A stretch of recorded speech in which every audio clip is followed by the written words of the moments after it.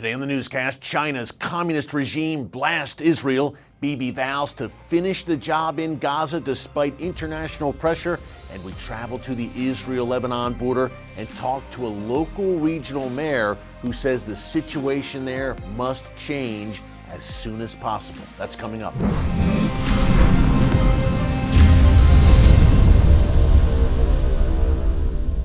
Hey folks, Erick Stakelbeck here. Welcome to the Watchman Newscast. We've talked a lot here in the newscast about what I call the Gathering Storm Coalition. The four charter members of this coalition: China, Russia, Iran, and North Korea. Obviously, a vehemently anti-Western coalition that is on the march right now. And another common strain between these four partners is a hostility towards Israel. Now, when it comes to Iran, obviously that's outright hostility, a genocidal regime founded on anti-Semitism and anti-Israel sentiment. North Korea also for years very vocally anti-Israel, does not recognize Israel's right to exist. Russia, as we've outlined here in the newscast in recent years, is turning increasingly against Israel as it turns into the arms of the Iranian regime. And then there's China. China has a 25-year, $400 billion cooperation agreement with, you guessed it, Iran, which was inked in 2021. So folks, do the math. When you have China and Russia in league with Israel's greatest enemy, the Iranian regime, that doesn't bode well for the world's one and only Jewish state vis-a-vis that Gathering Storm coalition. I want to read you some quotes made just today by China's foreign minister. I'm going to read it right off my phone here. I do not want to misquote him regarding Israel and the war against Hamas in Gaza. China's foreign minister Wang Yi, I'm just quoting here from the Times of Israel, calls the war against Hamas in Gaza a, quote, disgrace for civilization, and reiterates Beijing's calls for an immediate ceasefire. He goes on to say, it is a tragedy for humankind and a disgrace for civilization that today, in the 21st century, this humanitarian disaster cannot be stopped, and there is no reason that can justify what he says is the continuation of the conflict in Gaza, and no excuse can justify being desperately killed. The international community must act immediately towards a ceasefire, and he supports full membership for a Palestinian state becoming a member of the United Nations. Now, folks, he is calling Israel's campaign in Gaza, and we've outlined this on the newscast time and time again, how Israel has gone to extraordinary lengths under unprecedented circumstances in Gaza. Israel has gone to great lengths to avoid civilian casualties and then some. We've unpacked this time and time again here on the newscast, yet he's calling it a disgrace, an international disgrace, and there's no excuse for it. Well, I've got an excuse for Israel's war. He says there's no excuse for Israel's war in Gaza to go on. I've got a very good excuse. It's called October 7th and the massacre of 1,200 Jewish men, women, and children in Israel, the greatest massacre of the Jewish people since the Holocaust. That's number one. Number two, another great reason, Hamas is not yet dead. And we've still got that last Hamas bastion of Rafah along the Egyptian border. Now, Benjamin Netanyahu said today that Israel is going to finish the job no matter what. And he said, the more we have international pressure, he didn't name China, but I'll name them, the more we have that pressure, the more we need to galvanize as a people, the people of Israel, and come closer together and be even more resilient and more committed to finishing the job in Gaza. He said, we're going into Rafah. Whether the world likes it or not, they can wail and gnash their teeth. And those who don't want us to go into Rafah, Netanyahu said, really want us at the end of the day to lose the war. Because, folks, if Israel doesn't go into Rafah, which is, again, Hamas's last stronghold, where actually a good number of the hostages right now, there are still over 100, are probably being held in those underground tunnels. If Israel doesn't go there, it leaves Hamas alive to fight another day, and it opens up the possibility of, you guessed it, more October 7th. Obviously, that is a non-starter for Israel. But folks, those comments by the Chinese foreign minister, China's top diplomat, they are a harbinger, I believe, of things to come as this gathering storm coalition, again, Russia, China, Iran, and North Korea, cleaves closer together, obviously anti-Western, but if you're anti-Western, you're usually anti-Israel as well. So look for China, in addition to Russia, to continue to turn against Israel. Here's the good news. God Almighty still sits on the throne. When it comes to Israel, He neither slumbers nor sleeps. So don't be despondent about this. If you know the Bible, you know this had to happen. But Israel right now, the leaders of Israel, I said this on yesterday's newscast, I'll say it again today. And if you miss any of our newscasts, by the way, just go to our archives on the homepage. While you're there, be sure to subscribe, click the notification bell so you get alerts every time a new video is posted. But I said yesterday, let me repeat it, Israel's leaders, pray, folks, for them to have spines of steel and the wisdom of Solomon, because it's not just the gathering storm, it's not just Gaza, it is Lebanon. We've talked often here in the newscast about that coming great northern war that will dwarf what's happening in Gaza. I'm sad to say it's coming. It's not a matter of if but when. And we traveled to the Israel-Lebanon border just a few weeks ago, where I met with the mayor of the Mateh Asher Regional Council. Now, it's a very large regional council comprising communities near the Lebanon border, communities where 80,000 people, 80,000 have been evacuated. They're living out of suitcases in hotels across Israel with no idea when they are going to return home. So we traveled to this closed military zone. We met with Mayor Moshe Davidovich, mayor of, again, the Mateh Asher Regional Council. And I would say it's a desperate plea on the part of the leaders in northern Israel. Hey, Hezbollah must be dealt with, or we're not getting back to any semblance of normalcy anytime soon. Take a look.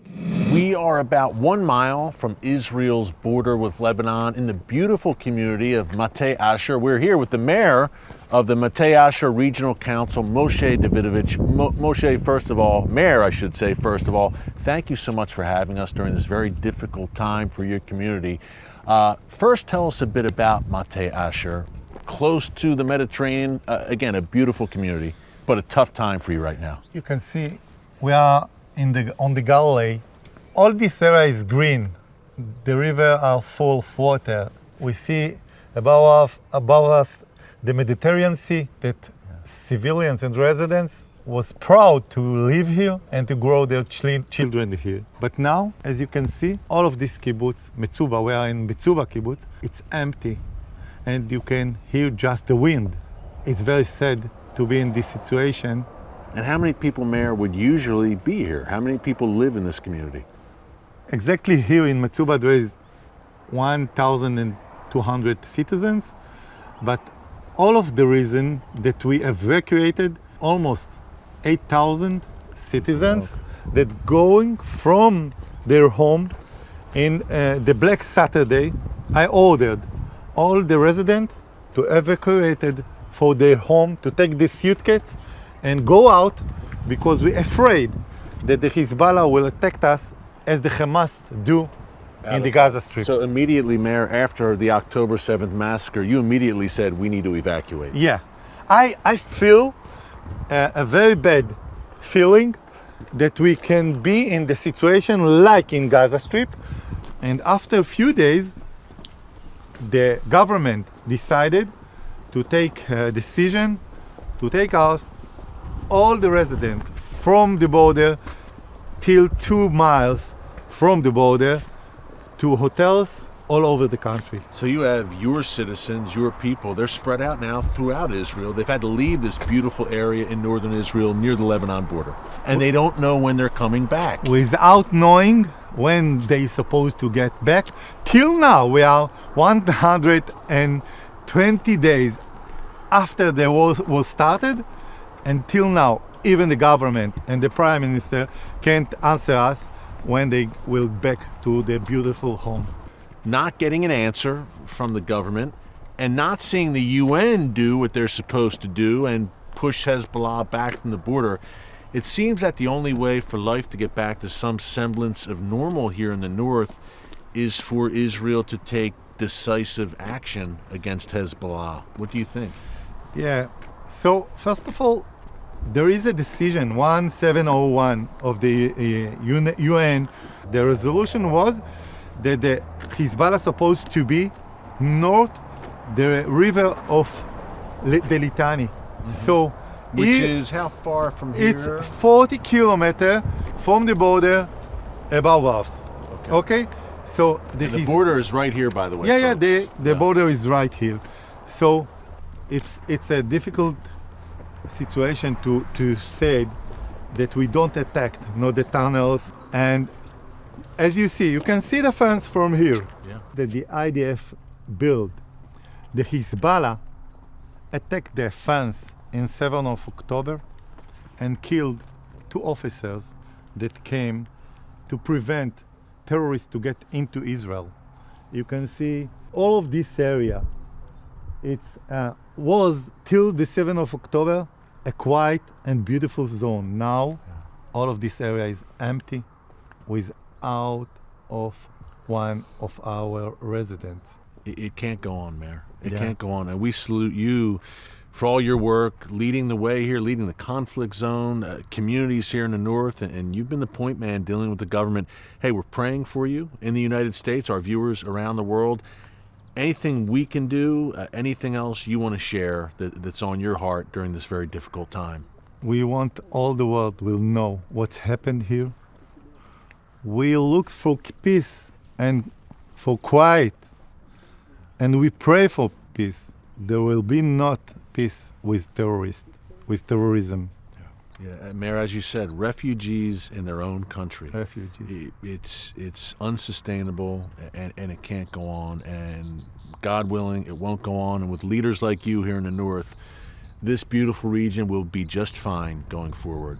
Mayor, thank you so much. We Thank truly you. appreciate it. God bless you. Thank God you. bless We you. appreciate it. Thank you very much. Folks, pray for the residents of northern Israel. Pray, number one, that they can return home soon, that their homes are still intact as Hezbollah is firing rockets and missiles on a daily basis. And pray also that Hezbollah, this demonic Iran-backed force, is roundly and soundly defeated so that they, in addition to Hamas, can never pose any sort of threat whatsoever to Israel ever again. That showdown is coming. We've called it the Great Northern War, folks, and Israel needs our prayer right now more than ever. Hey, if you like this kind of content that we're bringing you every day on The Watchman, get ready for our new nightly show. Launching March 25th, mark your calendars, Stakelbeck tonight on TBN. Now, we'll be in Israel and points beyond across the Middle East and across the world. Here's a sneak peek at the brand new show, Stakelbeck Tonight. Hey everyone, Erick Stakelbeck here. For nearly a decade, I've shared my journey with you here on TBN as The Watchman. I've traveled far and wide from DC to Europe to the front lines of the Middle East and beyond to bring you the inside story of world-changing events from a biblical perspective and how it all affects you, your family, and your faith. Now I'm inviting you, my fellow watchmen and women, to join me on a new adventure. Starting this March, The Watchman becomes Stakelbeck Tonight. The same hard-hitting, in-depth commentary you know and love, only more. That's right, Stakelbeck Tonight will air not once a week, but every weeknight here on TBN. So, if you want more honest coverage of today's current events from a biblical perspective, we've got you covered. Tune in weeknights Monday through Friday here on TBN to learn what's really happening around the world today and how we as Christians can be a light in these challenging times. Folks, we can't wait to launch Stakelbeck Tonight just a few weeks from now, March 25th. Again, mark your calendars. Every Monday through Friday, every weeknight on TBN, 7:30 p.m. Eastern Time, and then again at 10:30 p.m. Eastern Time, twice a night, Monday through Friday. It goes without saying, for such a time as this, as the world is on fire, we live in Bible times, prophetic times. We will be bold, biblical, and current, and we will break down how the prophetic chess pieces are moving on the board, how they affect you no matter where you live, and we will always do it unapologetically from a biblical perspective. Hey, thanks so much for joining us here today on The Watchman. Until next time, God bless you. And remember, never hold your peace. Hey everyone, thanks for checking out the Watchman Newscast. Make sure you hit the subscribe button so you never miss an upload, and tap the bell icon so you're notified every time a new video is posted. And don't forget to share your thoughts, insights, and comments below. Thanks for watching. We'll see you back here tomorrow.